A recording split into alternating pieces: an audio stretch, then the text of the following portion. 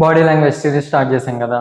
దీన్ని కొత్తగా అర్థం చేసుకునే వాళ్ళందరూ చేసే కామన్ మిస్టేక్ ఏంటంటే సిచ్యువేషన్ కి కాంటెక్స్ట్ లేకుండా తప్పుడు ఒపీనియన్స్ ని ఫామ్ చేసుకోవటం. ఫర్ ఎగ్జాంపుల్, ఇప్పుడు వెళ్తున్నావా అనే ఒక వర్డ్ ఉందనుకో, ఆ వెళ్తున్నావా అనేది ఒక మనకి ఇష్టమైన మనిషి, అతను వెళ్ళటం ఇష్టం లేదు మనకి, సో వెళ్తున్నావా అని అడగటం వేరు. ఒక మనిషిని వెళ్ళిపోమని పొలైట్ గా చెప్పడానికి వెళ్తావా అని అడగటం వేరు.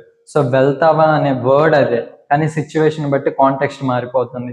సేమ్ అలాగే బాడీ లాంగ్వేజ్ లో కూడా వీటిని క్యూస్ ఆర్ గెస్చర్స్ అంటారు. నేను ఇలా పెట్టుకోవడం, ఇలా చేతులు కట్టుకోవడం, తలదించుకోవడం, ఇవన్నీ గెస్చర్స్. ఒక మనిషి ఇలా హ్యాండ్స్ అప్ చేసుకుంటున్నాడంటే అక్కడ టెంపరేచర్ చలిగా ఉండి హీట్ జనరేట్ చేయడం కోసం రబ్ చేసుకుంటూ ఉండొచ్చు, లేదా నిజంగా అతను భయంతో ఉండి ఇలా హ్యాండ్స్ అప్ చేసుకుంటూ ఉండొచ్చు.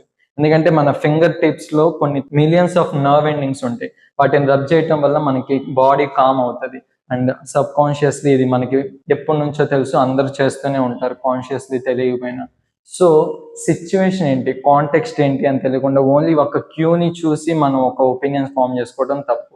సో ఆ క్యూస్ అన్ని ఒక కాంటెక్స్ట్ లో పెట్టుకొని ఒక వర్డ్ని బట్టి కాదు, మొత్తం ఒక సెంటెన్స్ ని బట్టి ఒక ఒపీనియన్ ఫామ్ చేసుకోవాలి. సో ఓన్లీ దీన్ని బట్టి కాదు, అతను వేసుకున్న బట్టలు, అతను ఉన్న సరౌండింగ్స్, అక్కడ ఉన్న టెంపరేచర్, వీటన్నిటిని రీడ్ చేయగలిగి అప్పుడు ఒక ఒపీనియన్కి రావాలి.